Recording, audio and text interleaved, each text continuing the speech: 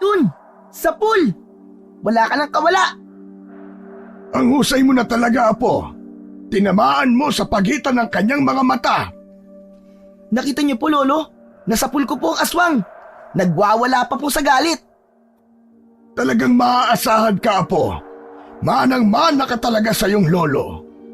Siyempre po, idol ko po kayo eh. Sigurado ako, Apo, na magiging mahusay kang manunugis ng mga aswang balang araw.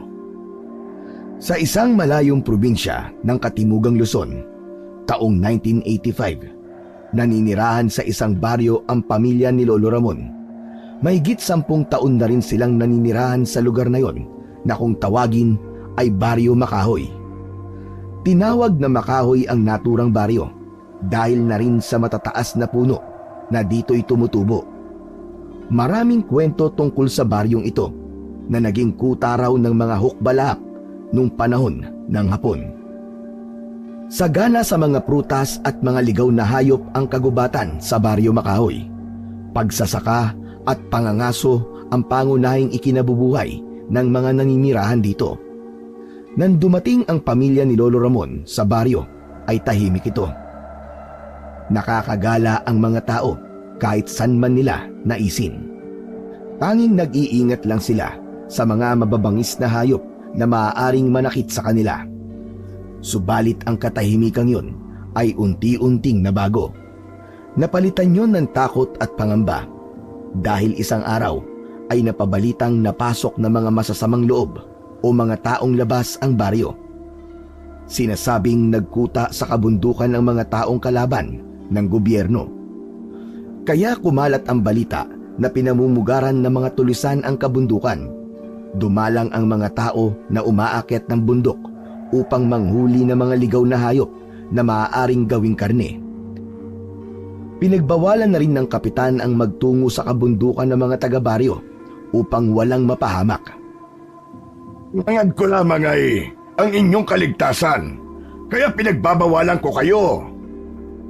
Sa isang pagpupulong pangbarangay, ang mga residente ng Baryo Makahoy, ipinauunawa sa kanila ni Kapitan ang dahilan kung bakit maigpit niyang ipinagbabawal ang magpunta na sa gubat. Kaya lamang may mga kababaryo pa rin silang hindi nakikinig. Matigas ang kanilang mga ulo. Ang sa akin ay paalala lamang. Pero kung hindi niyo ako pakikinggan at tutuloy pa rin kayo sa gubat upang manghuri ng ligaw na hayop, wala na akong magagawa. Kaya lamang wag na wag niyo akong sisisihin kapag may nangyaring masama sa inyo. Kasalukuyang nasa mainit na pagpupulong si Kapitan nang isang lalaki ang humahangos na lumapit sa Kapitan. Maputik at walang pangsapin sa paa. Nakasakbit sa bewang ang isang gulok. Nasa balikat naman ang isang busog at pana. Isa siyang mangangaso at galing sa gubat. Hindi agad makapagsalita ang lalaki nang lumapit sa Kapitan. Oh, bakit? Anong nangyari sa'yo? Anong balita ang dala mo? Isa ka sa matitigas ang ulo na hindi marunong makinig sa aking paalala.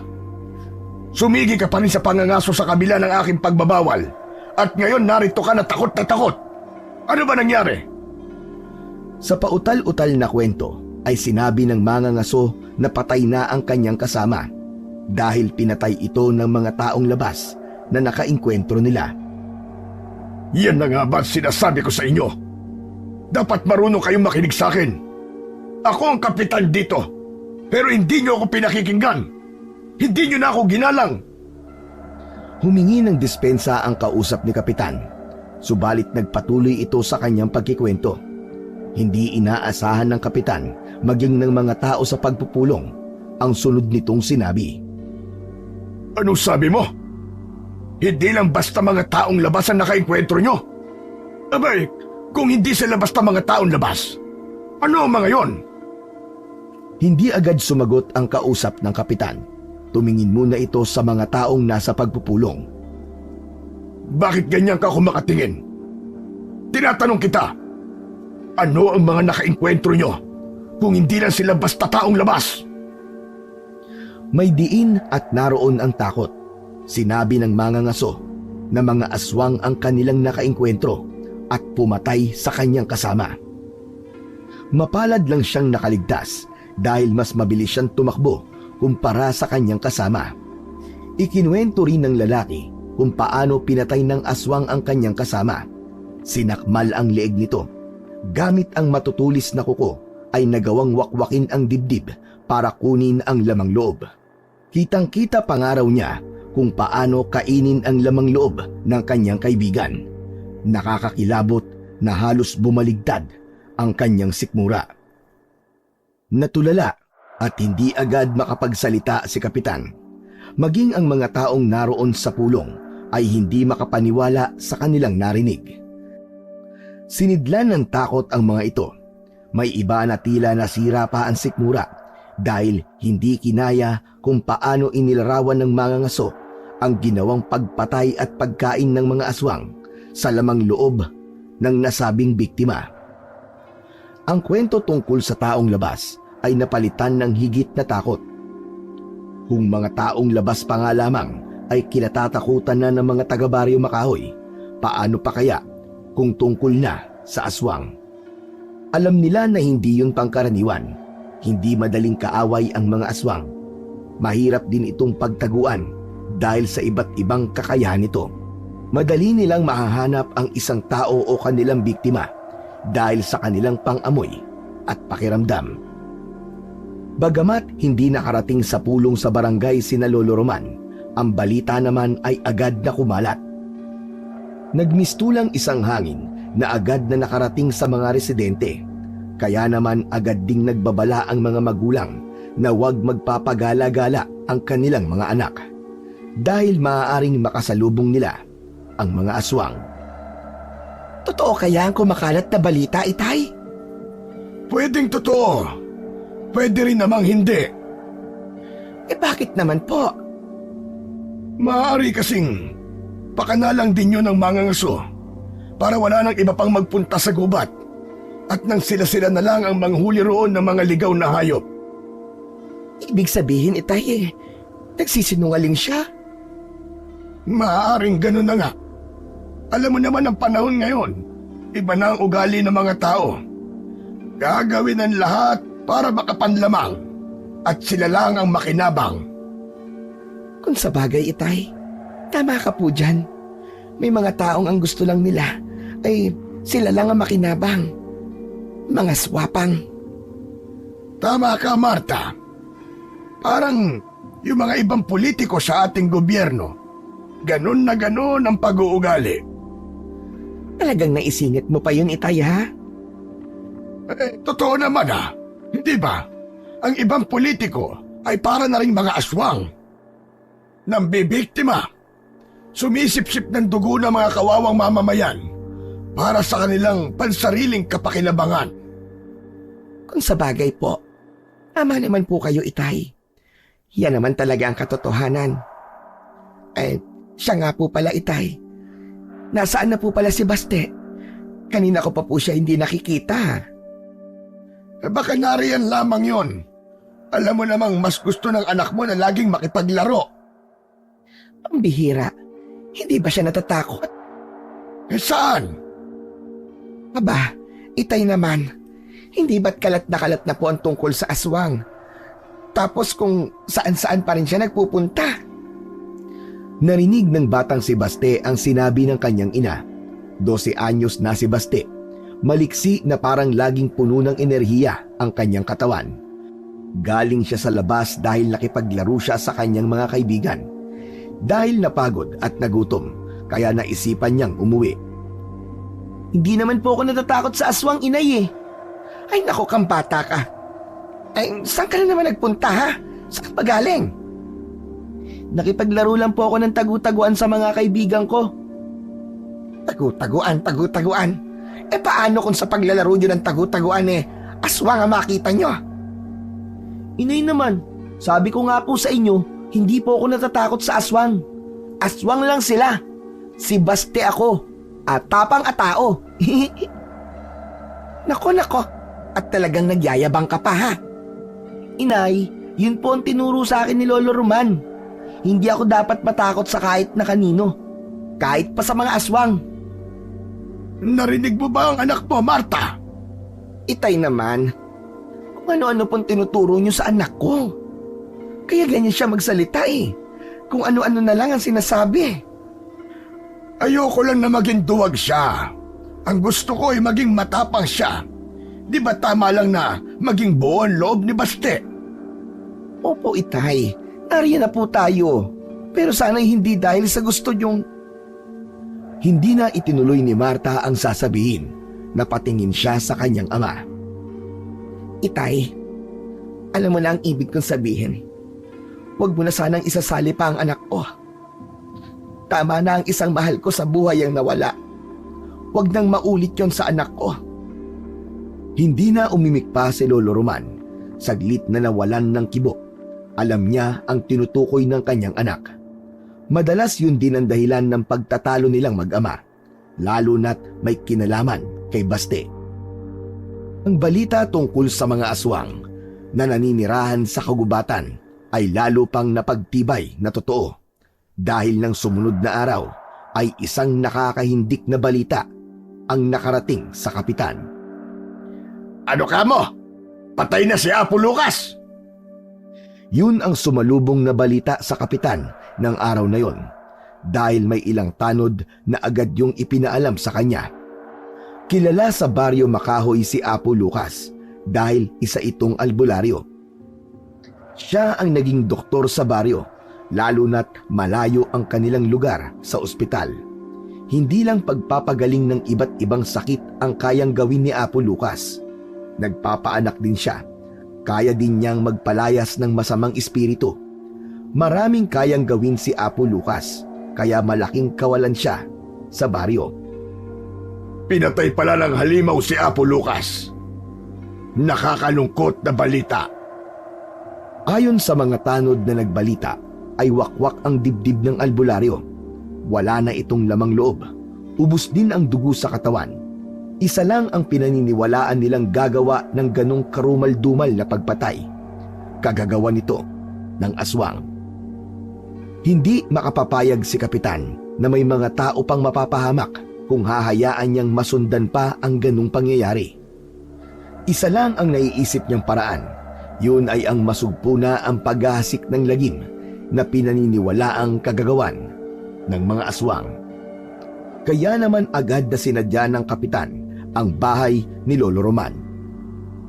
Magandang araw po sa inyo, Tata Roman. Abay, napasyal ka, Kapitan. Ano ba ang atin? Napakahalaga po na sadya ko sa inyo. Ramdam ko yung Kapitan. Dahil hindi ka magsasayang ng oras na pumunta dito sa bahay ko para lamang sa wala. Alam ko pong kayo lang ang bukod tanging makakatulong, Tata Roman. Mas maigi sigurong magpahanda na ako ng kape. Masarap mag-usap habang nagkakape.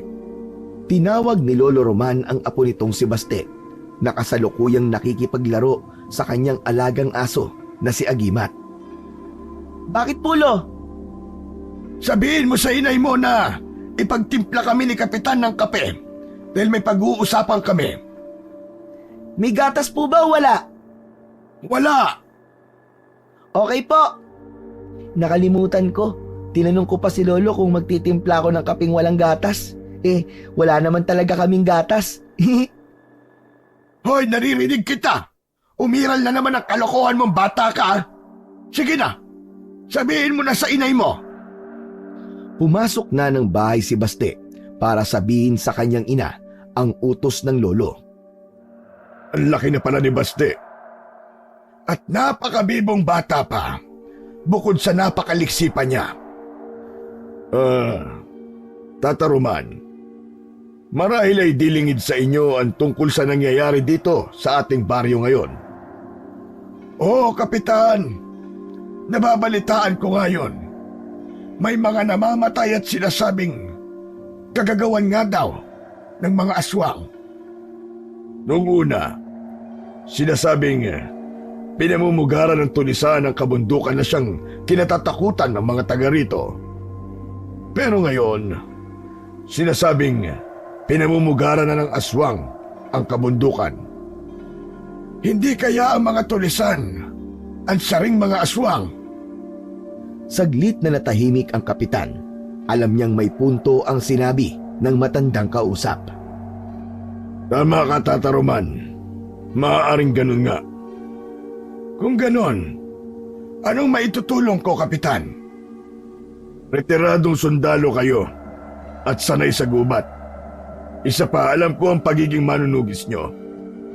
Naikwento nyo na yun sa akin dati dahil hindi lang mga taong labas ang nakakainkwentro nyo nung sundalo pa kayo at nadistino sa Mindanao, kundi maging mga aswang at iba pang kampo ng dilim ay nakakalaban nyo. Talaga po, Lolo Roman? Totoo po ba yung sinasabi ni Kapitan? Halos sabay na napalingon sa gawing likuran sina Kapitan at Lolo Roman. Nakabalik at nakalapit na pala sa kinauupuan nilang putol na kahoy ang batang si Baste. Kaya narinig niya ang mga sinabi ng Kapitan. Hindi nakapagsalita ang matanda sa kanyang apo, kundi napatingin na lang siya. Wow! Ang astig niyo po pala, Lolo Roman, ha? Ngayon ko lang po nalaman yun. Apo, gumagawa lang ng kwento si Kapitan. Hindi ba, Kapitan? Tata Roman, gusto niyo po ba akong gawing sinungaling sa harap ng apo niyo? Lolo, kayo ha? Hindi niyo pa kinikwento sa akin yun ha? Gustong-gusto ko pa namang makinig sa mga kwento niyo nung sundalo pa kayo. Yung pakikipaglaban niyo po sa mga masasamang tao. Kasi po, Lolo, pangarap ko rin po maging sundalo gaya niyo paglaki ko. Di po ba si tatay naging pulis naman? Apo, yun nga lang maaga siyang kinuha. Ipinagbubuntis ka pa lang ng inay mo, ay namatay na kagad siya. Aba, kung ganun pala nasa dugo niyo talaga ang pagiging opisyal, Tata Roman. Kaya po, magsusundalo rin po ako. O kaya pulis paglaki ko po. Apo, bumalik ka na muna sa loob ng bahay. Sige na, doon ka na sa inay mo. Akin na yung kapeng dala mo. Ito po ang kape niyo, Lolo. Pero gusto ko pa pong marinig ang pag-uusapan niyo ni Kapitan eh. Apo, usapang pangmatanda ito. Di ba sabi sa'yo ng inay mo, hindi ka dapat sumasali sa usapan ng mga matatanda? Pero Lolo, sabi po kasi ng ibang taong nakakausap ko, para daw po ako matanda kung magsalita eh. Kaya pwede ko pong pakinggan ang pag-uusap niyo. Baste, hindi ka lang pala matanda kung mag-isip, kundi para ka ring abogado. Yung prutas po ba yon? Baste, hindi yun ang tinutukoy ko. Hindi abogado. Abogado, lawyer, yung tagapagtanggol. Attorney, hindi abogado. Kasi po katunog eh. Sige na po, mag-usap na po kayo ni Lolo at dito na lang po muna ako. Makikinig lang po ako sa inyo. Apo, sige na. Huwag na sanang mapilit. Hindi pa rin umalis sa pagkakaupo si Baste. Sumalampak na kasi siya sa isang malapad at putol na kahoy para makinig sa pag-uusap. Kaya lang, tinawag siya ng kanyang ina. Pinapasok siya sa loob ng bahay. Sige na, Baste. Tinatawag ka na ng inay mo. Ay, ano ba yan? Si inay talaga oh. Wala sa timing. Sige na, Baste. Baka may ipag-uutos sa'yo ang inay mo. Sige po, Kapitan. Lo, papasok na po ako sa bahay. Baka magalit pa po si inay. Kapitan, sabihin niyo na lang po sa akin kung ano po ang pinag-usapan niyo ni Lolo ah. Kasi po, hindi po magkikwento sa akin yan eh. Lumakad na ang bata papasok ng bahay. Natatawa na iling na lang si Lolo Roman sa sinabi ng apo. Kung ganun pala wala siyang alam sa nakaraan nyo, Tata Roman. Ayaw ng anak ko na ipaalam yung kay Baste dahil nag-iingat siya. Kaya lang minsan hindi natin maitatago na matagal ang ganoong bagay. Lalo na't ang gusto ng bata ay tularan kayo, pati na rin ang kanyang tatay. Hanggat magagawa ko iniiwasan ko magbanggit ng tungkol sa pagiging antingero at manunugis ng aswang. Dahil yun ang mahigpit na bilin at pakiusap ng anak kong si Marta. Kung ganon Tata Roman, paano mo kami matutulungan kung ayaw niyong malaman yun ni Baste? Tata Roman, kailangan ng baryo ang tulong mo. Hindi lang ito para sa mga residente, kundi maging sa pamilya mo. Lahat tayo ay nasa panganib ang buhay dahil anumang oras ay maaaring sumalakay ang mga aswang. Kung grupo sila na nagkakanlong sa kagubatan, tiyak maraming tao silang mapapatay. Hindi natin alam na baka nagpapalakas lang sila kaya pa isa-isa pa lang ang nagiging biktima. Baka sa ngayon ay nakikiramdam din sila at pag alam na nilang kaya na nilang sumalakay ng magkakasama ay gulatin na lang tayo. Walang lalaban at pipigil sa kanila. Hindi pa ako makakapagdesisyon sa ngayon, Kapitan. Kailangan kong pag-isipang maigi ang tungkol dito. Umalis si Kapitan na hindi nakuha ang inaasahang sagot mula kay Lolo Roman. Pero hindi siya susuko. Dapat niyang mapapayag ang dating manunugis at antingero dahil siya lang ang tanging makakatulong para mawala ang panganib na nagbabadya sa baryo Makahoy. Naghahanda na ng hapunan si Marta nang banggitin nito ang tungkol sa naging sadya ni Kapitan. Hindi man siya kaharap ng mag-usap sina Kapitan at tatay niya, malinaw sa isip niya ang naging pakay nito. Itay, may napag-usapan na tayo. Kaya alam kong di kayo papayag. Wala pa akong sinasabi kay Kapitan. Pero alam ko, Itay, di niya kayo titigilan. Ang inaalala ko lang, Marta, ay ang kaligtasan natin. Ibig niyong sabihin, Tama si Kapitan. Maging ang buhay natin ay malalagay sa panganib. ibig niyo bang sabihin, Itay, papayag kayo sa gustong mangyari ni Kapitan? Kung para sa kaligtasan natin, oo. Itay, namatay ang asawa ko nang dahil sa pagiging manunugis niya. Oo, isa siyang pulis. Pero hindi lang masasamang loob ang nakakalaban niya, kundi iba't ibang uri ng kampo ng kadiliman. Iba't ibang lahi ng aswang. May manananggal. May aswang na malakit. Aswang na gabunan. Tik-tik, manananggal at kung ano-ano pa. Dahil sa mga halimaw na yan, maaga akong nawalan ng asawa. Hindi na nga nakita pa ni Baste ang kanyang tatay dahil nasa sinapupunan ko pa lamang siya nang mawala ang asawa ko. Namatay siya dahil tinupad niya ang tungkulin niya bilang manunugis at isang alagad ng batas. Ang nakakalungkot nga lang sa kanyang huling engkwentro sa mga kampo ng dilim, napahamak siya. Maging ang bangkay niya ay hindi na nakita pa. Matindi ang galit ng mga aswang sa pagiging manunugis ng asawa mo. Kaya pati bangkay niya ay itinago nila at hindi na ipinakita sa atin. Kaya nga magpahanggang sa ngayon, Itay, napakasakit pa rin para sa akin.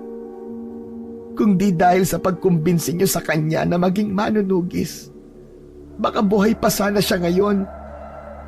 Sinisisi mo na naman ba ako? Hindi naman sa sinisisi ko kayo, Itay. Di ko lang maiwasang isipin yon na ang pagiging manunugis niya ang dahilan ng maaga niyang pagkawala. Matagal na panahon nang nakalipas yun, Marta. Alam ko po, Itay. Pero ngayon nakikita ko kay Baste ang interes niya sa mga bagay na dating ginagawa ng kanyang tatay. Ayokong yun din ang landas sa tahakin niya na magiging dahilan para siya naman ang maagang mawala. Bakit ba ganyan ang iniisip mo? Hindi magkakapareho ang kapalaran ng isang tao. Nag-iingat lamang ako, Itay. Mahirap na. Marta, iba ang kapalaran ni Baste. Itay, walang pwedeng magsabi nun.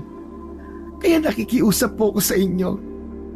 Huwag niyong hahayaan na magka-interes siya sa gawaing ikinakatakot ko. Malalim na ang gabi, ngunit gising pa rin si Lolo Roman dahil di pa rin maalis sa isip niya ang napag-usapan nila ng kapitan ng baryo at maging ang pakiusap sa kanya ng anak niyang si Marta. Tutol ang anak na balikan ni Lolo Roman ang maging isang manunugis at makaimpluwensya yon kay Baste. Hindi pa dinadalaw ng antok ang matanda. Tatayo sana siya para manubig dahil sa tawag ng kalikasan nang marinig niya na nagsalita ang apo. Yan, sige! Tama sa yan! Wala kang kawala! Dapat sa'yo alisan ang mga kuko! Nako, si Bastillo na! Alam niyang natutulog ang apo, kaya sinilip niya ito sa higaan. Naroon ito at natutulog, subalit nagsasalita. Nananaginip lang pala ang apo ko. Ay, Diyos ko, nasobrahan ng laro. Ako ang harapin mo, aswang! Hindi ako natatakot sa'yo! Nagulat si Lolo Roman sa sunod na sinabi ng apo na nananaginip at nagsasalita. May kalabang aswang si Baste sa kanyang panaginip. Mamamatay ka, kampo ng kadiliman! Patatahibikin ka ng mahabang baril na hawak ko! Bang! Bang!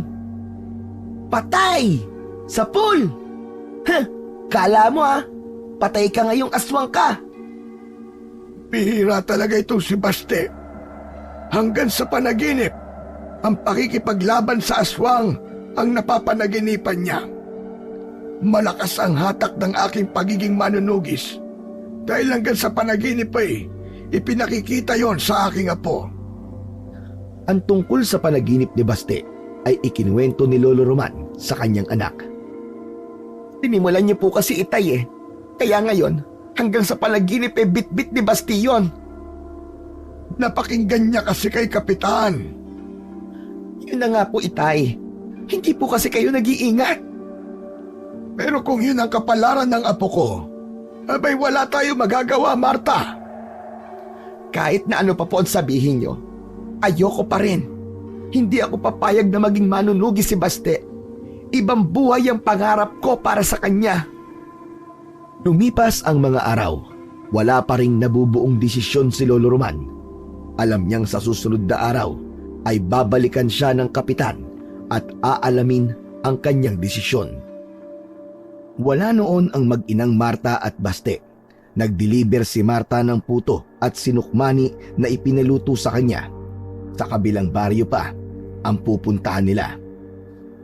Mag-aalas 6 na ng hapon ay nasa daan pa rin ang mag-ina mula sa pagdideliver ng kakanin. Dadaan sila sa taniman ng saging papauwi. Nang dumaan sila sa lugar na yon, nang patungo pa lang sila sa pagdideliver, walang mga puno ng saging ang nakaharang sa kanilang dinadaanan. Subalit nang pauwi na sila, nagtataka si Marta kung bakit may mga katawan ng saging na nakahambalang sa dinaraanan nila. Sandali lang. Bakit may mga katawan ng saging na nakaharang dito? Oo nga po, inay, no? Kanina wala pa naman po mga yan, Nagtataka si Marta at kasabay ng kanyang pagtataka ay nagtaasan ang kanyang mga balahibo. May kakaiba siyang pakiramdam na hindi niya maintindihan. Teka, bakit po, inay? Okay lang po ba kayo? Oo, Baste. Okay lang ako. Bakit po panay ang haplos nyo sa braso nyo? Tumatayo kasi ang balahibo ko, anak. Natatakot po ba kayo, inay? Saan po kayo natatakot? Mga puno lang naman po ng saging ang mga ito. Tinadyakan pa ni Baste ang isang puno ng saging na nakaharang sa kanilang daraanan. Pagkatadyak ng bata, may narinig na igik na wari bang nasaktan. Ala, ano yun, anak? Parang may nasaktan. Oo nga po, inay. Narinig nyo rin? Puno lang naman po ng saging ang sinipa ko. Pero parang may narinig po ko. Saglit na natahimik at napaisip si Marta. Inihanda niya ang kanyang sarili dahil iba ang kanyang nararamdaman. Saka biglang hinaltak ang anak. Anak, halika na. Bilisan natin, dali! Hinilan ni Marta ang anak sa braso at nagmamadali upang makalayo sila sa sagingan na kanilang kinaroroonan. Halika na, anak, bilisan na natin! Inay, huwag niyo po akong kaladkarin, aray! Basta bilisan mo anak! Bilisan mo, kailangan na nating makalayo dito! Inay, baka po matanggal ang braso ko sa paghila nyo! Huwag ka na maraming reklamo anak, tara na! Basta bilisan mo na lang! Bakit po ba yun? Para kayong takot na takot ah! Kailangan na nating makalayo dito anak. Kaya sabayan mo na lang ako sa pagtakbo ko, bilis! Si Inay naman talaga oh! Hindi ko po kayo maintindihan eh! Anak naman, sumunod ka na lang sa akin at huwag na huwag kang lilingon kahit na anong marinig mo. Bakit po? Ay nako, huwag ka na maraming tanong anak. Bilisan na natin. Patuloy sa pagtakbo ang mag-ina. Nagmamadali sila habang hatak-hatak ni Marta ang braso ng kanyang anak. May naramdaman ang bata habang sila'y tumatakbo. Inay, may sumusunod po yata sa atin. Basta anak, huwag kang lilingon. Tuloy ka lang sa pagtakbo mo. Inay, parang malapit na po sila. Tuloy lang sa pagtakbo anak. Dalian mo. Huwag kang lilingon. Ano po ba yung sumusunod sa atin? Huwag ka na maraming tanong anak. Bilisan mo pa. Malapit na tayo sa bahay natin. Ligtas na tayo doon. Parang hayop po ang sumusunod sa atin, Inay. Umaatungal pa po. Anak, huwag na huwag kang lilingon. Bilisan mo lang ang pagtakbo. Subalit dahil sa labis na pagmamadali, ay nasalabid ang paa ni Baste sa isang nakalitaw na sanga ng puno. Aray! Ang paa ko! Bumagsak si Baste, hawak ang nasaktang kaliwang paa. Tumayo ka na riyan, Baste! Dalian mo! Bago pa nakatayo si Baste, ay napalingon siya. Kaya kitang-kita niya ang 3 aswang na nakasunod sa kanila. Tumakbo ang mga ito at nasa anyo ng baboy ramo. Sila ang mga puno ng saging na nakaharang sa dinadaanan nila kanina. Sila ang uri ng aswang na may kakayahang magpalit ng anyo mula sa pagiging tao ay nagagawang maging hayop o isang kakaibang bagay. Paraan ito ng aswang upang makapanglinlang. Inay! Sinusundan po tayo ng halimaw! Mga aswang, sila mga puno ng saging kanina. Naging hayop sila. Inay, na pong gagawin natin? Hinahabol po tayo. Aabutan na po nila tayo. Umaapoy po ang kanilang mga mata. Tumutulo po ang mga laway. Tisilain nila tayo, anak. Inay, ano pong gagawin natin? Malapit na po sila sa atin, Inay. Naalala ni Marta, may sakbit nga pala siyang gulok sa bewang. Lagi niyang daladala yon kapag umaalis siya ng bahay at matatagalan siya bago bumalik. Ito ang proteksyon nila laban sa mga kampon ng kadiliman. Kung bahala sa kanila, anak. Hindi sila sasantoy ng dala kong gulok. Matalas ito.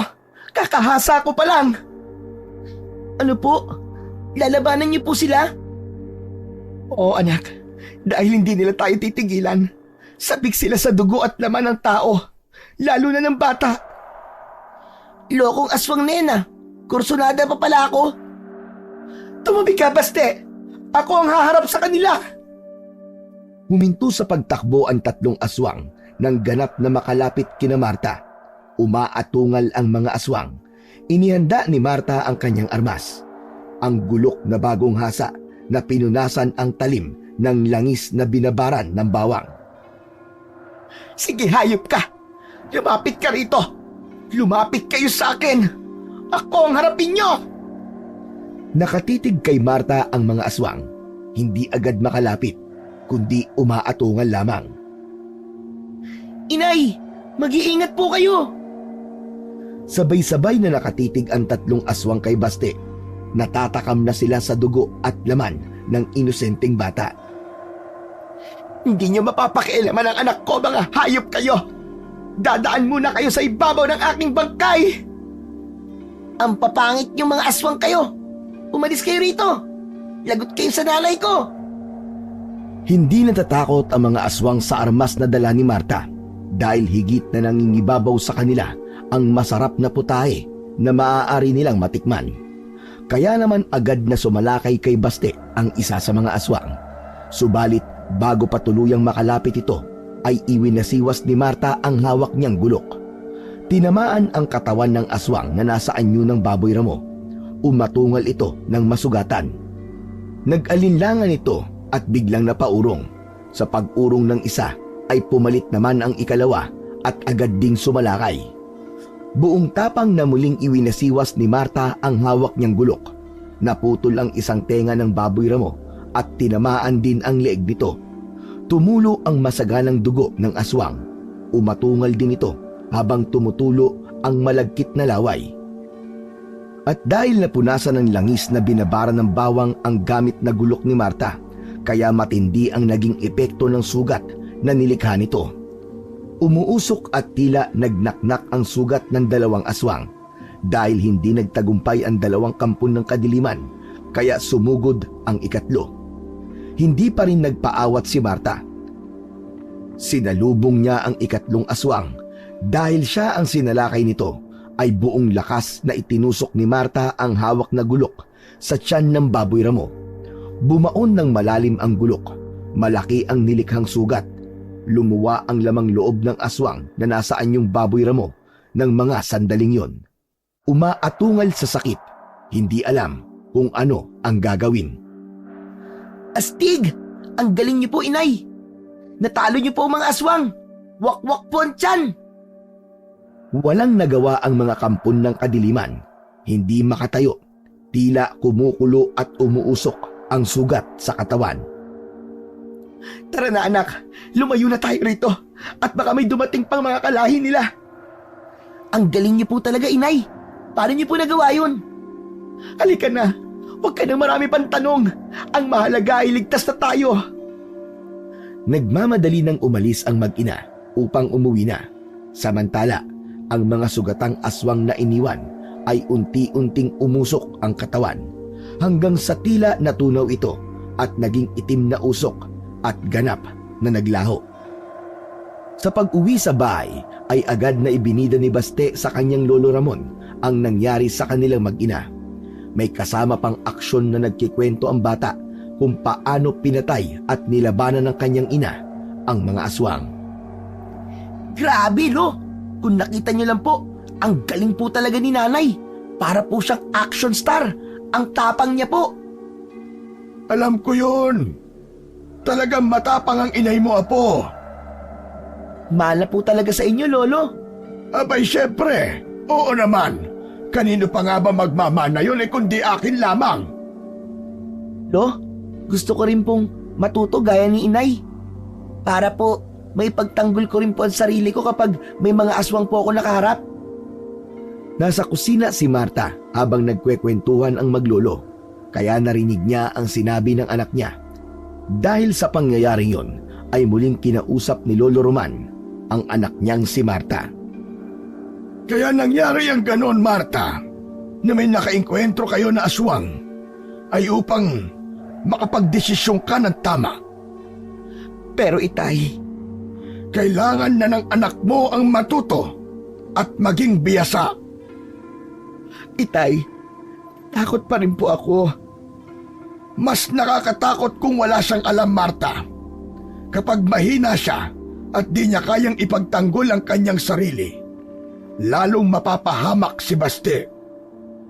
Hindi kumibo si Marta sa sinabi ng kanyang ama dahil tama siya na kailangan ni Baste na matuto ng pakikipaglaban. Hindi sa lahat ng pagkakataon ay nakabantay tayo sa kanya para ipagtanggol siya, Marta. Kaya wag mo nang pigilan ang gusto ng anak mo. Para din ito sa kaligtasan niya. Dahil hindi rin natin alam kung hanggang kailan niya tayo makakasama. Alam ni Marta na may punto ang kanyang itay. Kahit mabigat sa loob niya, ay payag na siyang matuto si Baste ng pakikipaglaban sa mga aswang. Nang sumunod na pagbisita ni Kapitan sa bahay nila Lolo Roman, ay may nabuo ng desisyon ang matanda. Pumapayag na siyang maging pinuno ng mga manunugis. Salamat, Lolo Roman. Malaking tulong sa Baryo Makahoy ang pagpayag ninyo. Mahirap din sa loob ko na makitang may mga namamatay at napapahamak dahil sa pambibiktima ng mga aswang gayong meron naman akong magagawa. Bukas na bukas po, Tata Roman, ay papaalam ko sa mga kababaryo natin kung sino sa kanila ang nais na matuto at magsanay sa pagharap sa mga kampon ng kadiliman. Sabihan mo agad ako kapag nakabuo na kayo ng grupo. Maaasahan niyo po, Tata Roman. Tiyakin niyo lang na buo ang loob ng mga taong yon. Opo, Tata Roman. Dahil kapag nagsimula na ang pagsasanay, ay mahirap kung saka sila uurong. Agad na ipinaalam ni Kapitan sa mga taga-Baryo Makahoy ang tungkol sa pagbuo ng grupo na magiging manunugis na tuturuan ni Lolo Roman. Ilang araw din ang anunsyo, kaya lang paglipas ng ilang araw ay wala pa rin nagpepresenta sa Kapitan. Lumong-lumo ito na tila walang sino man ang nais na makatulong sa problema sa Baryo Makahoy. Lahat sila ay apektado ng magiging pagsalakay ng mga aswang, kaya lang walang matapang at may lakas ng loob para humarap kahit sinabi na sa mga kalalakihan na dadaan ng mga ito sa pagsasanay sa pangunguna ni Lolo Roman na isang retiradong sundalo. Ginawa ko na ang lahat ng paliwanag, Tata Roman. Pero wala pa rin nagpresenta ni isa sa kanila. Sa palagay ko, Tata Roman, mga naduduwag lamang sila. Mukhang inurungan ng mga lawit ang mga kalalakihan dito sa Baryo Makahoy. Hindi ko nga po alam, Tata Roman, kung kailan higit na kailangan ng tulong at lakas nila, saka pa sila natatakot. Kung sa bagay, Kapitan, naiintindihan ko rin sila. Hindi madali ang makipaglaban sa mga kampon ng kadiliman. Tata Roman, kung wala magpipresenta, paano kung nag-iisa lamang kayo? Ako po. Ako na lang po ang tuturuan ni Lolo Roman. Sasamahan ko po siya. Biglang sumingit sa usapan si Baste na kanina pa nakikiusyoso at nakikinig sa pag-uusap ng kanyang lolo at di Kapitan. Buti pa ang apo mo, Tata Roman. Matapang. Buo ang loob kahit bata pa. Alam niyo po kasi, Kapitan, gusto ko po maging katulad ni na tatay at lolo. Kaya lang napakabata mo pa, Baste. Okay lang po yung Kapitan. Kaya ko po yun. Saka tuturuan naman po ako ni Lolo eh. Ang inay nga po, mahusay din sa pakikipaglaban sa mga aswang eh. Kasi tinuruan po ni Lolo. Teka, nakaenkwentro ng aswang si Marta? Oo, Kapitan. Tama ang narinig mo. Pero, Kapitan, wala pong sinabi ang mga aswang.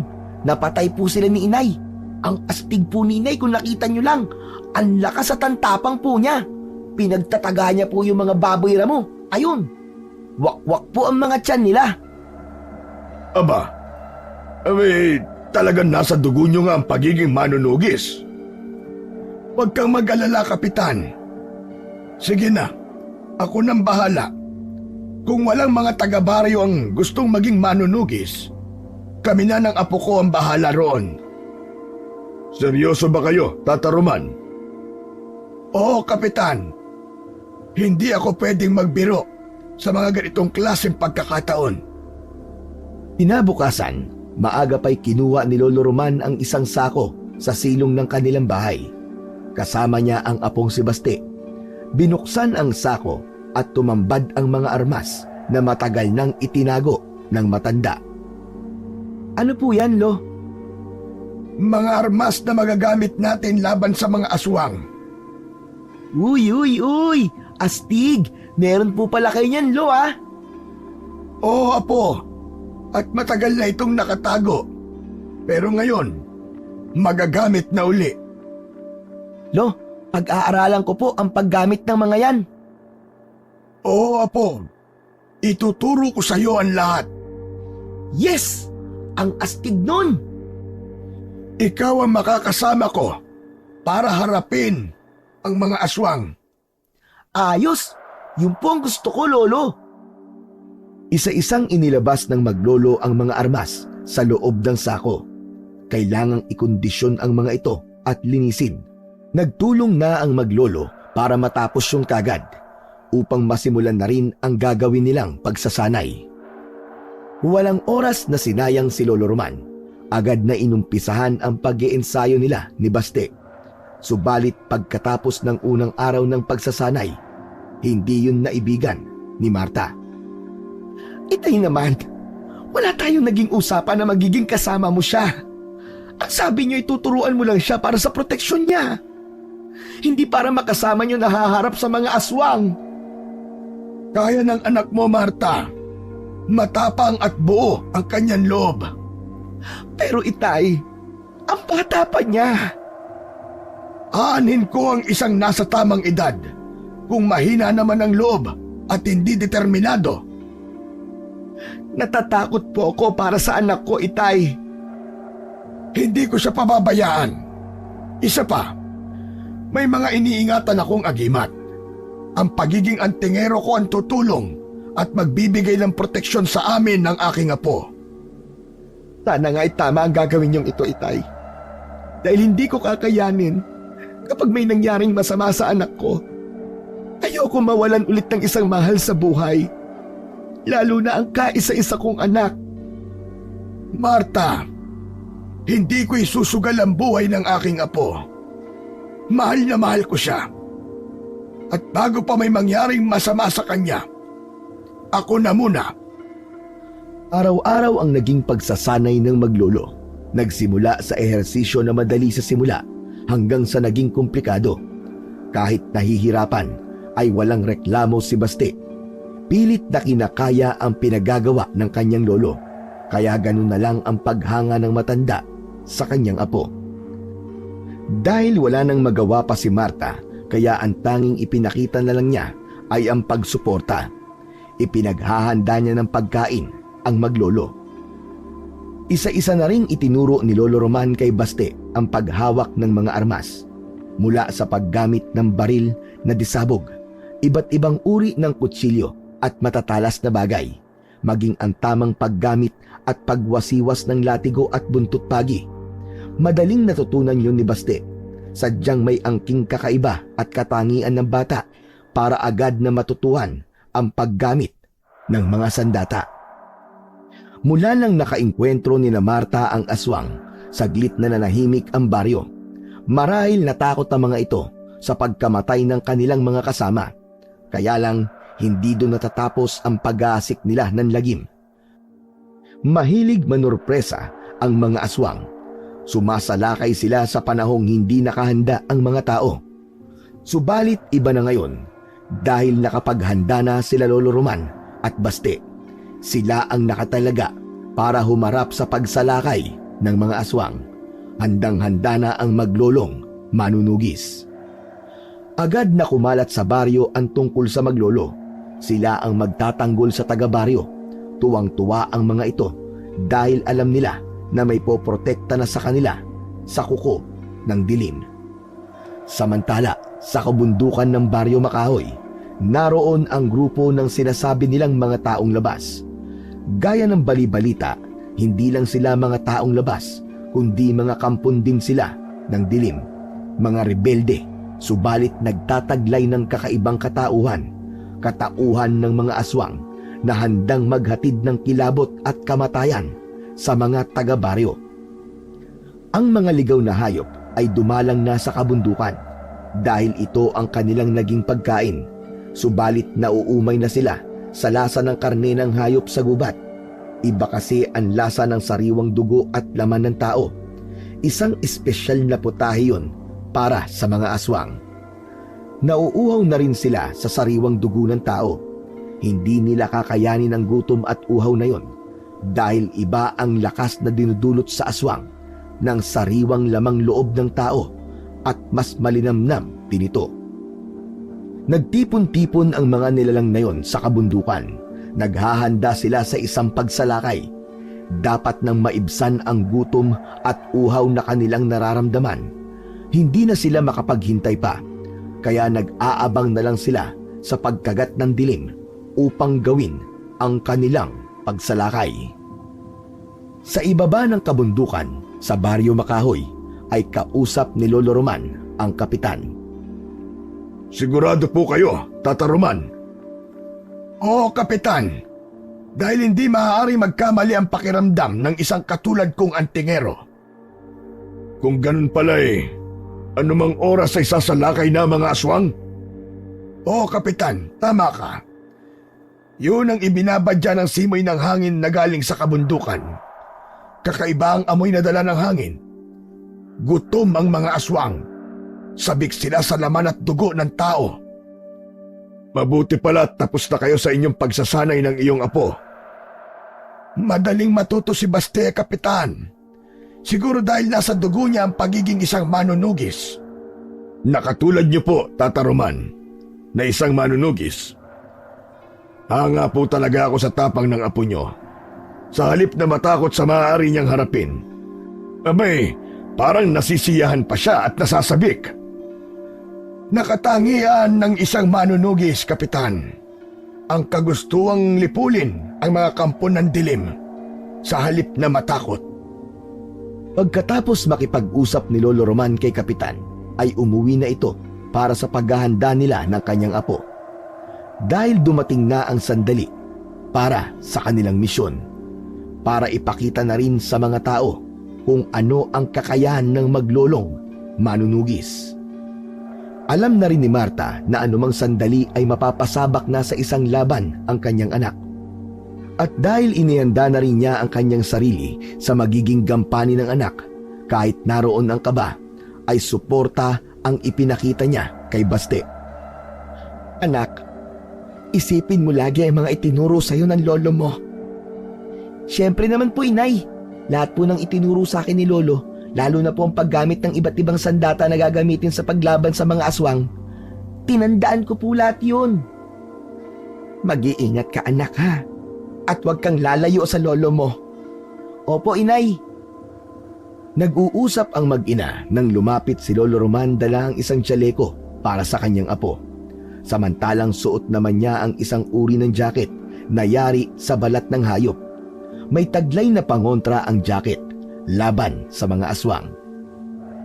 Apo, isuot mo ang tsaleko na ito. Gawa ito sa balat ng hayop na ibinabad sa katas ng bawang. Matagal na itong nakatago at ngayon lang uli magagamit. Hindi ka basta lalapitan ng aswang kapag naaamoy niya ang bawang. Masakit sa kanilang ilong ang amoy ng bawang. Hindi nila kayang matagalan. Uy! Ang astig po pala ng tsalekong to, Lolo.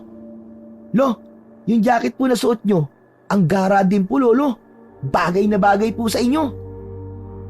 Napa ito sa aking mga ninuno. At darating ang araw na ikaw na ang magsusuot nito. Uy!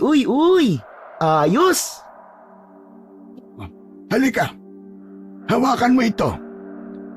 Isang tirador na ang bala ay isang uri ng bato na kapag tumama sa katawan ng aswang ay mag-aapoy siya at sasabog. Alam mo kung paano yan gamitin? Siyempre naman, Lo. Tirador lang to eh. Pero Lo, ang gara nito ah. Gustong gusto ko na po itong gamitin. Nababagay ang tirador sa isang bata. Dalhin mo na rin itong latigo. Magagamit mo rin ito. Lilikha ng sugat at matinding sakit ang hatid nito kapag lumapat sa katawan ng aswang. Ang sa akin naman ay ang baril na disabog at itong buntot ng pagi. Grabe, Lo. Para po tayong sasabak sa gera. Gera laban sa mga aswang. Kahit na po, kailangan magbantay na tayo dahil anumang sandali ay maaari na silang sumalakay. Itay, Baste, mag-iingat po kayo. Si Basti po, kayo na po ang bahala sa kanya. Huwag niyo pong pababayaan ang aking anak, Itay. Inay, yakang-yaka ko po ang mga aswang na yun. Chicken feet lang sila sa akin. Saka, di po ako takot sa kanila, no? Huwag kang mag-alala, anak. Walang masamang mangyayari sa aking apo. Tuluyan ng kinain ng dilim ang baryo Makahoy. Lumaganap na ang katahimikan. Ang mga tao'y nasa loob na ng kani-kanilang bahay bilang pag-iingat dahil nabalaan sila ni Kapitan tungkol sa pagsalakay ng mga aswang. Nagkulay dugo ang buwan Wari alam nito ang mga magaganap. Nakahanda na ang maglolong manunugis sa lugar na posibleng maging daan ng mga aswang mula sa kabundukan patungong kabahayan sa Baryo Makahoy. Ang tahimik na gabi ay napalitan ng kakaibang uri ng ingay. Ingay na may bahid ng kilabot. Pumapagaspas na ang pakpak ng lagim. Patungo na sa baryo ang grupo ng dalawang uri ng aswang. Merong lumilipad at meron namang nasa anyong nakakatakot na hayop gubat. Sila ang aswang na malakat at aswang asbo. Ang aswang malakat ay may nakakatakot na muka, matatalim na ngipin at nakakalipad. Samantalang ang aswang asbo ay nakakapagpalit ng kanyang anyo sa pagiging iba't ibang hayop. Narinig ng maglolo ang kakaibang ingay na yon. Parating na at papasok na sa Baryo Makahoy ang mga aswang mula sa kabundukan. Ayan na sila, Apo. Humanda ka na. Kanina pa po ako handa, Lolo Roman. Magtalikuran tayo, Apo. Opo, Lolo. Uubusin po natin ang mga aswang na yan. Lumakas ang ingay. Papalapit ng papalapit sa kanila ang lumilipad at tumatakbong mga aswang. Kitang-kita na maglolo ang grupo ng mga ito. Merong sa itaas at meron din naman sa ibaba. Nagniningas sa kadiliman ang mga mata nito. Iniumang na ng maglolo ang mga armas na hawak. Unang pinaputok ni Lolo Roman ang hawak na baril de sabog. Tinamaan ang isang aswang na lumilipad at bumagsak ito sa lupa. Sapul! Kala mo At isa ka pa! Muling pinaputukan ang mga aswang. Sapul ang isa, subalit nabuwag ang paglipad ng grupo. Nagkanya-kanya sila ng lipad upang umiwas at lituhin si Lolo Roman. Samantalang si Basti naman ay kanina pa inaasinta ng kanyang tirador ang aswang na nasa anyong hayop. Buong gigil at lakas na hinatak ang hawak na tirador sa kabinitiwan ang batong bala nito. Loko! O disapul ka ngayon sa ulo! Inamaan sa ulo ang aswang na sumugod papalapit sa kanya. Kala mo wala kang kawala sa tirador ko, aswang! Kala mo di nagkikikisay ka ngayon tapos tumihaya ka pang aswang ka. Dahil sa tama ng tirador ko sa'yo. Ano? Umusok ang kanyang katawan Sumambulat na siya. Wala na! Patay ka na ngayon, aswang! Dahil sa nangyari, nabuwag din ang grupo ng aswang asbo na nasa anyo na ligaw na hayop. Nagkanya-kanya ng takbo upang umiwas sa tiyak na kamatayan. Apo, nabubulabog na sila! Lalong nakakalito kung sino ang uunahin natin, Lolo Roman. Iba-iba ang kanilang direksyon. Kung sino ang lalapit sa atin, siyang uunahin. Halika, sumunod ka sa akin, Apo. Patungo na sila sa mga kabahayan. Susundan natin sila. Opo, Lolo. Nasa likod niyo lang po ako. Nauna nang tumakbo si Lolo Roman dahil alam niyang nakasunod lang sa kanya ang kanyang apo. Mabilis ang bawat kilos ng matanda.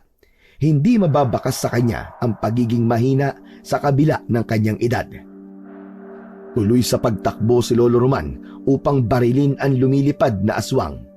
Saglit na huminto upang tingnan ang apo na alam niya ay nasa kanyang likuran.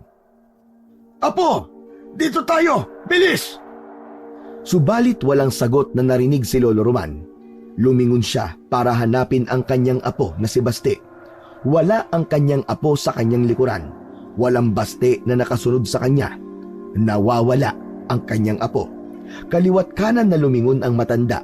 Wala talaga ang bata. Agad na kinabahan si Lolo Roman. Hindi pwedeng may mangyaring masama sa kanyang apo. Lolo! Lolo Roman! Napapitlag ang matanda nang marinig ang boses ng kanyang apo. Mula sa itaas ang boses nito. Napatingala si Lolo Roman.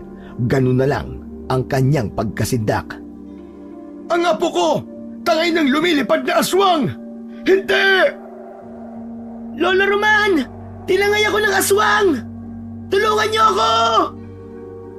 Nagtaka si Lolo Roman kung bakit natangay ito ng aswang na lumilipad, gayong suot ng apo ang ibinigay niyang tsaleko. Takot ang aswang sa amoy ng bawang. Naalala niya na matagal na nga pala itong nakatago. Maraming taon na rin itong hindi nagagamit, kaya ang katas at amoy ng bawang na nasa tsaleko marahil ay wala ng bisa dahil sa tagal ng pagkakatago.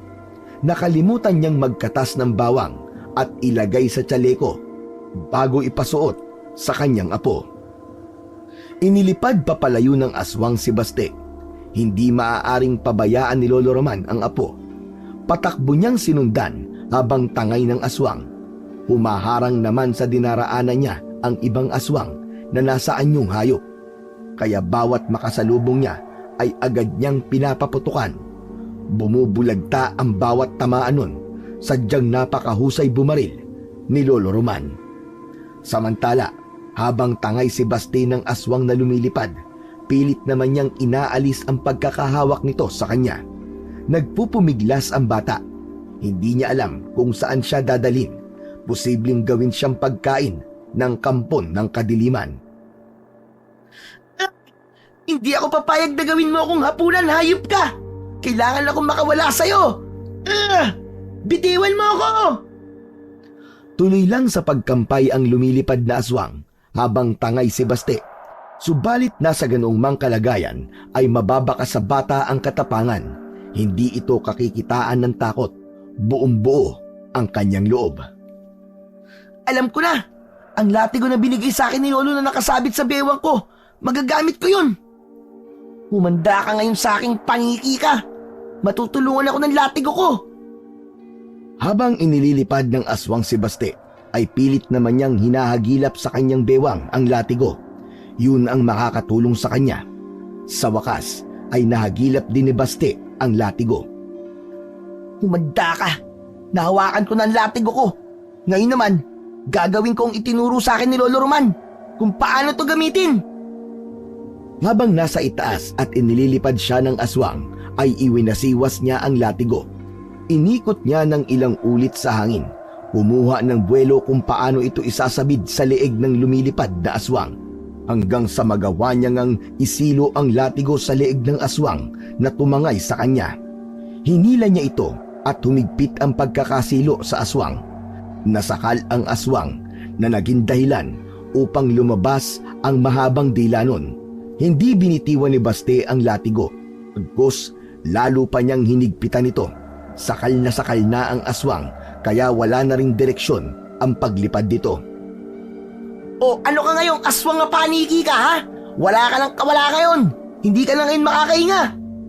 Maigpit ang pagkakasakal sa nitong latigong hawak ko na nakapalupot sa leeg mo. Mamamatay ka ng aswang ka. Dahil sa nanghihina na ang aswang, ay dahan-dahan na itong bumaba sa lupa. Nang nasa ibaba na ang aswang, nagmamadaling lumayo rito si Baste. Inalis niya ang latigo na nakaikot sa leeg ng kampon ng kadiliman. Hawak-hawak pa rin ng aswang ang kanyang leeg. Hirap sa paghinga. Nagwawala ito dahil sobrang nasaktan. Nag-iwan ng sugat ang pagkakapulupot ng latigo sa leeg nito. Upang matiyak na mamamatay na ang aswang, ay inasinta na ito ni Baste gamit ang kanyang tirador. Subalit bago pa niya pakawalan ng bala ng kanyang tirador, ay sumabog na ang katawan ng aswang. Ang kanyang Lolo Roman ang bumaril sa kampon ng kadiliman.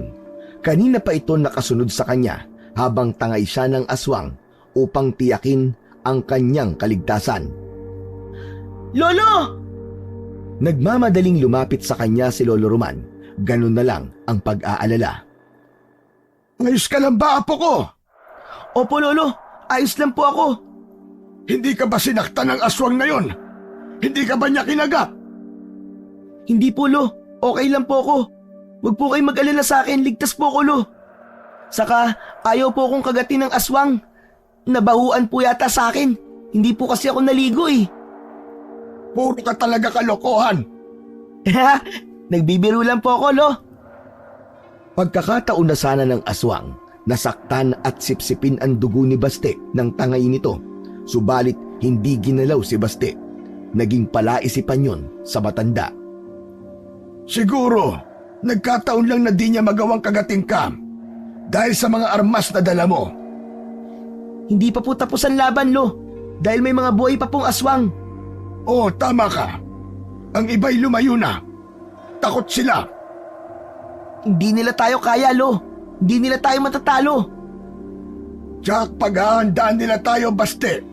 Lalo na ngayon na alam na nila na may manunugis na haharap sa kanila. Eh di maganda sila. Pero lalo natin silang paghahandaan. Di ba, Lo? Tama ka, Apo. Paghahandaan natin sila ng mas masigabo. Samantala, doon sa kabundukan ay nagsibalikan ang mga natitirang aswang. Umaatungal at nagngingit-ngit sa galit. Isa-isa na silang bumalik sa tunay na anyo, mga taong labas na nagkukuta sa kabundukan. Sila ang pangkat ng aswang na galing pa sa malayong lugar sa Kabisayaan, humahanap ng pagkukutaan upang magparami. Kaya lang ay maling lugar ang kanilang napuntahan. Sa lugar na sa halip na dumami ay lalo pa silang nalalagasan. Tinipon ng pinakapinuno ng aswang ang kanyang mga kasama. Alam nilang nagkamali sila sa ginawang pagsalakay dahil nakapaghanda ang Baryo Makahoy. Hindi biro ang mga nalagas sa kanila. Malaking kabawasan yon para sa kanilang pagpaparami ng kanilang lahi. Maipapasa sana nila ang pagiging aswang sa kanilang magiging biktima.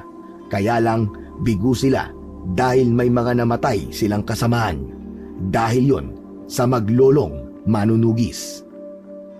Kaya sa kanilang pagpupulong ay mas dapat nilang paghandaan ang susunod na pagsalakay. Hindi sila makapapayag na mauulit ang kanilang kabiguan. Hindi ang isang matanda at isang batang manunugis ang tatalo sa kanilang hukbo. Sampal yun sa kanilang mga aswang. Makikita sa mata ng pinuno ng aswang ang pagkadismaya sa mga nangyari. Hindi sila nagtungo sa nasabing lugar para lang mabigo. May matinding dahilan kung bakit nakarating sila sa Baryo Makahoy. Hindi para maggasik ng lagim, kundi may misyon na dapat gawin. Hindi papayag ang pinuno ng aswang na mabigo sila. Hindi sila magpapahadlang sa maglolong manunugis. Pagkatapos ng ginawang pagpupulong ay nagkanya-kanya na ng lakad ang mga rebelde. Bumalik sila sa anyo ng pagiging aswang. May mahigpit na ipinag-utos ang kanilang pinuno. Hindi sila papayag na muli biguin pa ito. Magbubukang liwayway na, napagod ang maglolo sa naging engkwentro sa mga aswang. Tila naging napakahaba para sa kanilang dalawa ng gabing yon. Naglalakad sina Lolo Roman at Baste papauwi sa kanilang bahay. Anong masasabi mo sa naging karanasan mo bilang batang manunugis, Apo? Grabe, Lo. Ang saya-saya po talaga. Yan talaga ang sasabihin mo. Opo, Lo. Samantalang muntik ka na mapahamak, hindi ba? Tinangay ka ng paniking aswang. Pero, Lo, nagawa ko pa rin po siyang talunin. Ang galing po ng latigo na ipinagamit niyo sa akin, Lo. Marami ng aswang ang napatay niyan. At dadagdagan pa po natin, Lo. At ako po ang papatay sa kanila. Gamit po itong latigo niyo. Gawin mo yan, Apo, sa susunod nating laban. Opo, Lo. Pinapangako ko po. Aray! Ang sakit! O bakit? Ano nangyari sa'yo at napahawak ka pa sa tiyan mo? Kumukulo po kasi ang tiyan ko, Lo. Nagugutom na po ako. Ako rin. Pero tiyak na may inihandang pagkain ng inay mo. Tiyak po yun, Lo. Ay, ito na pala. Nandito na po tayo sa harap ng bahay natin. Patakbong pumasok ng bahay si Baste upang magkwento sa kanyang ina. Nay! Nay!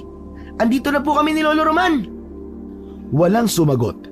Iginala ni Baste ang paningin sa kabuuan ng bahay. Hindi pa rin niya nakita ang kanyang ina. Tumakbo papunta sa silid, pero wala roon ang kanyang ina na si Marta. Wala pa rin dito sa kwarto niya si Inay. Patakbong lumabas ng kwarto si Baste. Lo, wala po rito sa bahay si Inay. Imposibleng umalis siya. Hindi siya aalis hanggat wala tayo. Lolo, tingnan niyo po ang kusina. Nagkalat ang mga gamit. Hindi maganda ito, Apo. Bakit po, Lolo? Iba rin ang naamoy ng matandang lalaki. Masangsang sa ilong ang kakaibang amoy na naiwan sa loob ng bahay. Hindi ito maaari. Hindi siya pwedeng makuha. Lo, bakit po? Nasaan po ba si inay? Sino pong kumuha sa kanya? Tinangay siya ng aswang, Apo. Nagpunta sila rito. Lolo, hindi pwede yun. Hanapin po natin si inay. Baka kung ano pong gawin sa kanya ng mga aswang. Tayo na po, Lo. Hanapin natin si inay. Doon sa kagubatan, sabi nila, doon po nagkukuta ang mga aswang. Baka doon po nila dinala si inay. Pagamat tiyak ni Lolo Roman na aswang ang tumangay sa kanyang anak na si Marta, subalit palaisipan dito kung bakit tinangay lang sa halip na patayin at kainin ang laman. Ibig sabihin, may ibang pakay ang aswang sa kanyang anak. Posibleng gawing alay ito kapag magsasagawa ng seremonyas o kaya naman. Napapailing na lang si Lolo Roman. Ayaw niyang isipin kung ano pa ang gagawin ng mga aswang kay Marta. Lo, hanapin po natin si inay. Tayo na po, Lolo Roman. Oo, Apo. Hahanapin natin ang inay mo. Hindi ako papayag na may mangyaring masama sa kanya. Salbahay talaga ang mga aswang na yun. Kapag nakita ko sila, papatayin ko silang lahat. Nakakapagod ang magdamag na lumipas, subalit ang pagod na naramdaman ng maglolo ay tila nawala. Bagkus, nagkaroon sila ng bagong lakas. Dahil kailangan nila yon para sa paghahanap kay Marta, tinungo na maglolo ang kagubatan. Doon namumugad ang mga aswang, kaya hahanapin nila roon si Marta. Subalit bago nagtungo sa gitna ng kagubatan ang maglolo, ay tiniyak ni Lolo Roman na dala niya ang kanyang agimat. Hindi biro ang lugar na pupuntahan nila.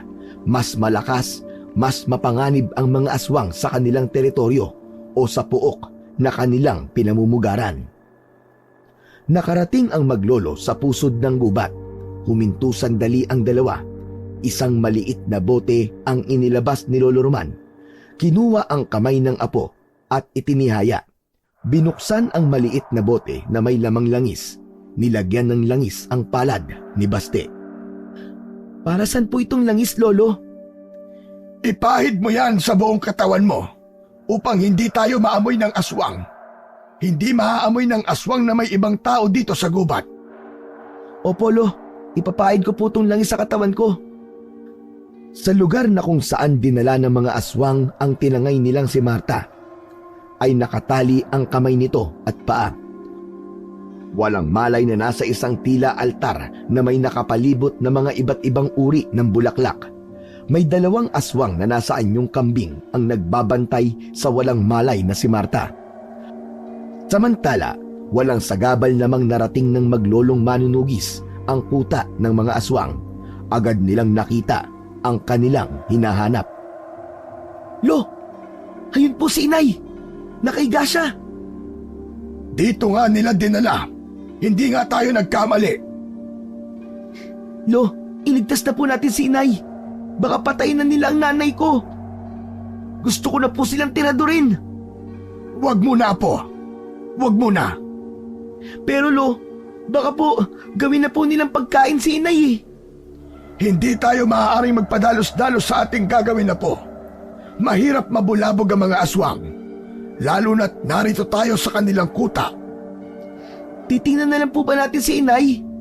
Apo, alam ko ang nararamdaman mo. Dahil mahal na mahal mo ang iyong inay. Pero sabi ko nga sa'yo, hindi tayo maaaring magpadalos-dalos dahil baka lalong mapahamak ang iyong inay. Samantala, unti-unti nang bumalik ang malay ni Marta. Nagulat nang makita ang kinaroroonan niya. Agad itong nagpumiglas dahil sa takot na nararamdaman. Mga hayop kayo! Bakit niyo ako dinala rito? Kalagan niyo ako, mga halimaw! Pakawalan niyo ako, mga aswang! Pakawalan niyo ako! Sa kabila ng pagwawala ni Marta ay tila walang nakakarinig sa kanya. Hindi pinapansin ng mga aswang na naroon ang pagwawala niya. Ano bang gagawin niyo sa akin? Pakawalan niyo ako! Isang aswang na tila kanilang pinuno ang lumabas at nakakakilabot ang anyo nito. Hulubot ang balat sa muka na pinaghalong anyo ng baboy ramo at aso. Matutulis ang mga pangil at mahaba ang mga kuko. Ang buhok ay mahaba na parang nalalagas. Matalim at mapula ang mga mata. Siya ang pinuno ng mga kampon ng dilim. Gising ka na pala. Paumanhin kung pilit kitang ipinakuha sa aking mga alagad. Ayop ka! Ikaw pala na pangit ka, may pakana nito! Bakit mo ako'y pinadukot aswang ka? Ano ba ang kailangan mo sa akin? Kumalma ka lang. Wala akong masamang balak sa'yo. Kundi lang ako nakatali dito. Makikita mo ang hinahanap mo. Akala mo yata natatakot ako sa'yo, hayop ka. Matapang na babae. Hindi ka pa rin nagbabago. Ikaw pa rin ang babaeng kilala ko. Anong sinabi mo? Kilala mo ako? Oo, kilalang kilala. Ikaw si Marta. Hayop ka! Sino ka bang halimaw ka? Hindi mo ba ako nakikilala? Wala akong kilalang aswang.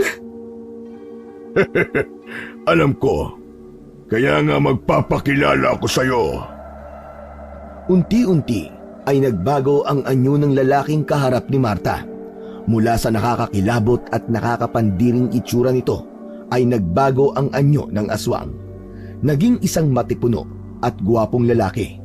Nagulat at nanlaki ang mga mata ni Marta. Hindi makapaniwala sa kanyang nakita. Hindi totoo ito. Hindi totoo ito. Pusta ka na, mahal ko. Samuel, isa kang aswang. Hindi makapaniwala si Marta sa nakitang kaharap dahil yun ang lalaking pinakamamahal niya, si Samuel, ang ama ni Baste na inakala niyang patay na nang mawala ito. Habang nakatingin si Marta sa lalaking kaharap, ang kanyang asawa na inakala niyang patay na, biglang nanariwa at dumaloy sa isip niya ang isang alaala, ang kanilang nakaraan. Masayang masaya ako na magkakaanak na tayo, Marta. Tama ka. Nagbunga na ang pagmamahalan natin, Samuel. Sisikapin ko maging mabuting ama sa kanya, Marta. Pakamamahalin ko siya at gagawin ko ang lahat para protektahan siya. Pakiusap, Samuel. Huwag mo sana kaming iiwan. Bakit ka ganyan magsalita? Iniisip mong iiwan ko kayo na magiging anak natin? Basta, Samuel, natatakot lamang ako. Hindi ko kayo iiwan. Pangako ko yan sa inyo.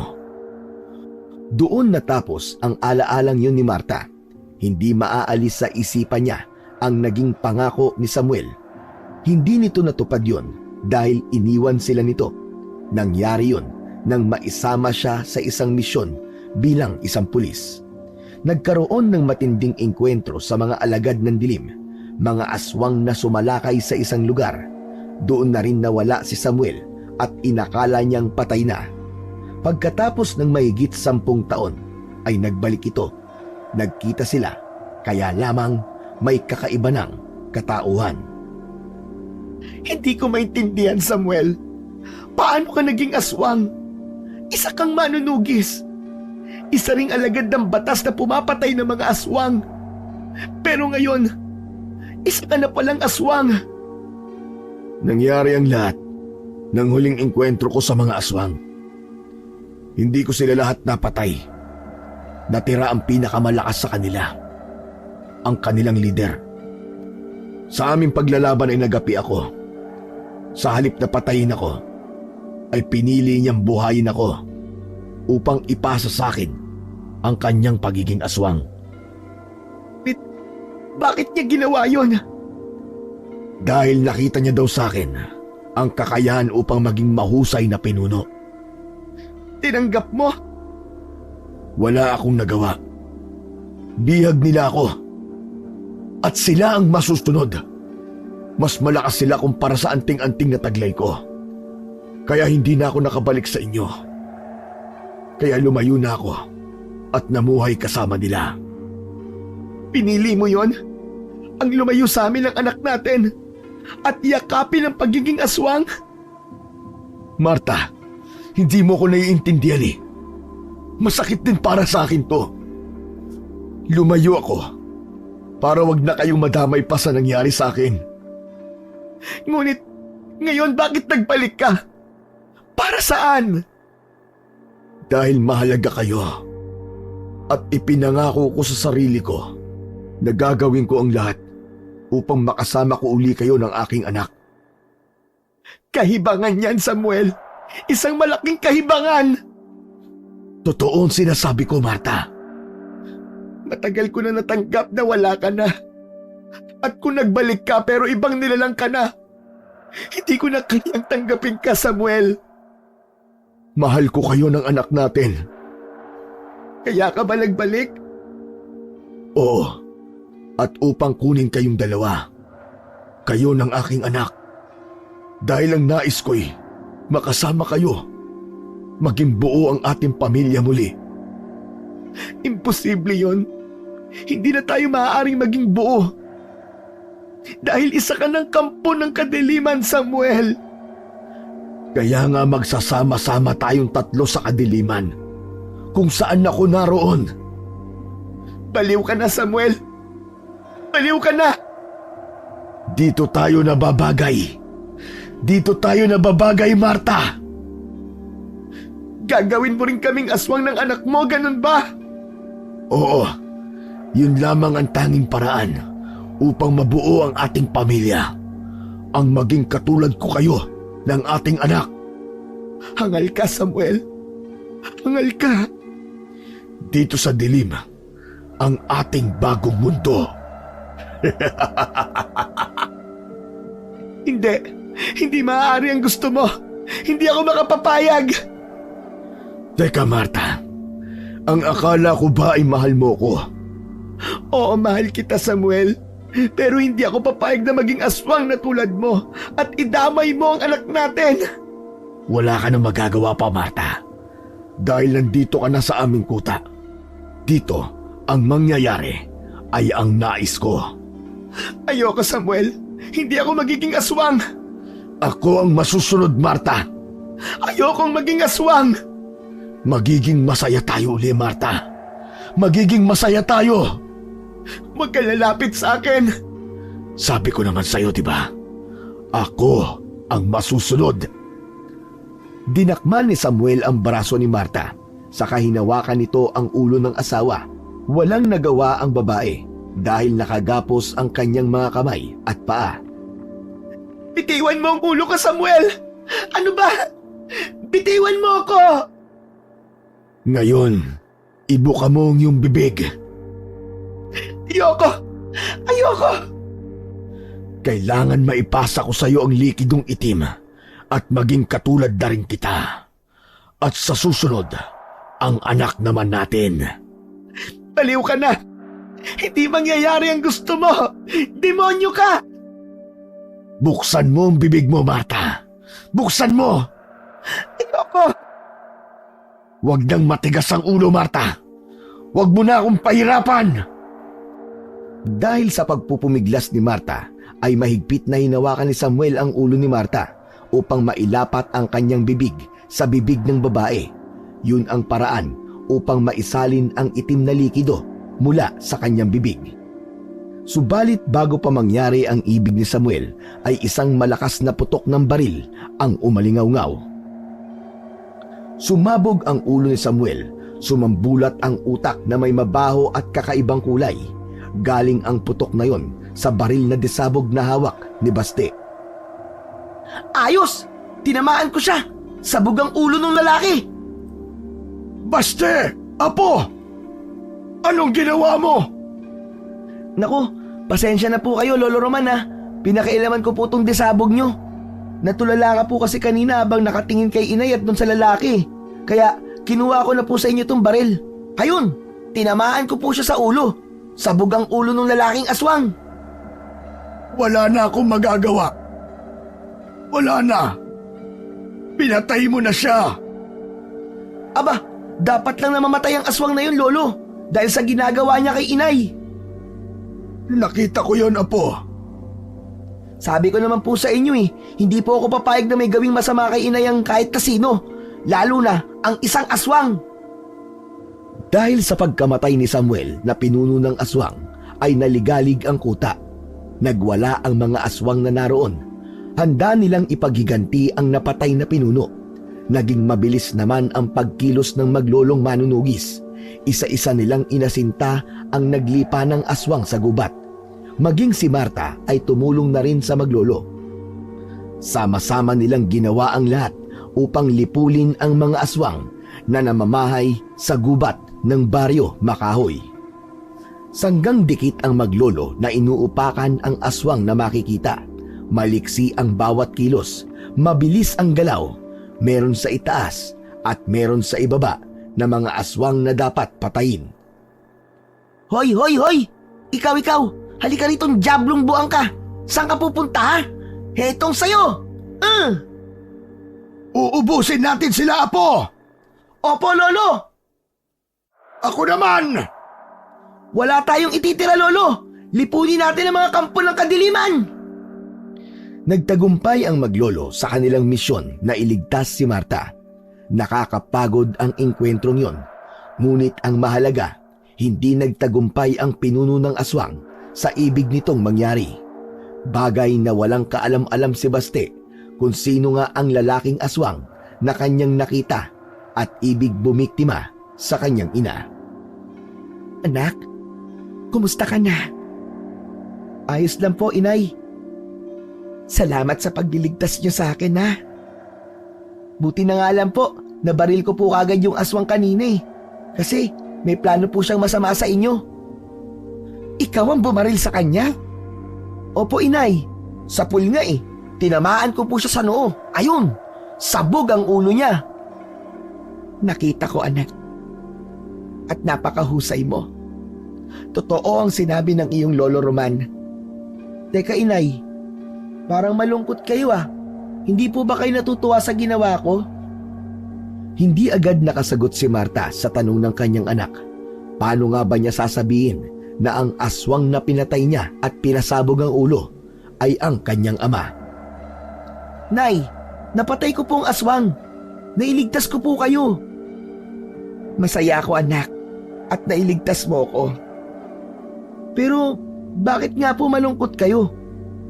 Lalo na po nang mapatay ko yung aswang na kausap nyo. Naawa po ba kayo sa kanya? Hindi, anak, hindi. Aswang po yun, inay. Hindi po dapat yung kaawaan. Tama ka, anak. Hindi sila dapat kaawaan. Saka, napakasama po nila. Pumapatay sila. Kumakain ng laman loob ng tao. Kaya ang dapat sa kanila, mamatay. Oo, anak. Tama ka. Tama lang yun sa kanila. Ang mamatay. Ang lipulin. Walang ibang nasabi si Marta sa anak na kausap dahil ano nga ba ang kailangan pa niyang sabihin? Dapat pa ba niyang ipaalam sa kanyang anak ang natuklasan na katotohanan? Nakauwi na sila mula sa pakikipaglaban sa mga aswang. Nalipol na nila ang aswang na namumugad sa baryo Makahoy. Subalit ang puso ni Marta ay nanatiling malungkot. Sa kanyang pag-iisa ay lumapit ang amang si Lolo Roman. Hindi ko akalain na buhay pa pala siya at makikita natin muli, itay. Pero hindi na siya ang Samuel na asawa mo, Marta. Opo, itay. Alam ko naman po yun. Alipin na siya ng dilim. Kampon na siya ni Satanas. Ang ikinalulungkot ko lamang ay si Basti pala kanyang anak ang pumatay sa kanya. Iniligtas ka lamang ng iyong anak, Marta. Alam ko naman po yun. Nagtataka ang anak mo. Bakit ka nalulungkot? Hindi na lang sana sila nagkita pa. Ipapaalam mo ba sa anak mo ang totoo tungkol sa aswang na yon? Hindi na po, Itay.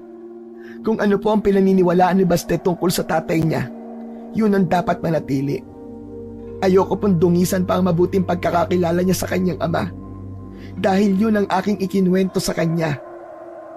Tama ka, anak. Hindi na kailangan malaman pa ni Baste ang totoo. Isa pa wala na si Samuel. Mabuting ama. Mahusay na pulis at manunugis. Yun ang dapat manatili sa isipan ni Baste. At hindi ang katotohanan na isa tong aswang na naghasik ng lagim at pumapatay. May nakaraang bumabalik na wala ng puwang sa kasulukuyan, lalo na kung ang magiging hatid nito ay para lamang sa kapahamakan.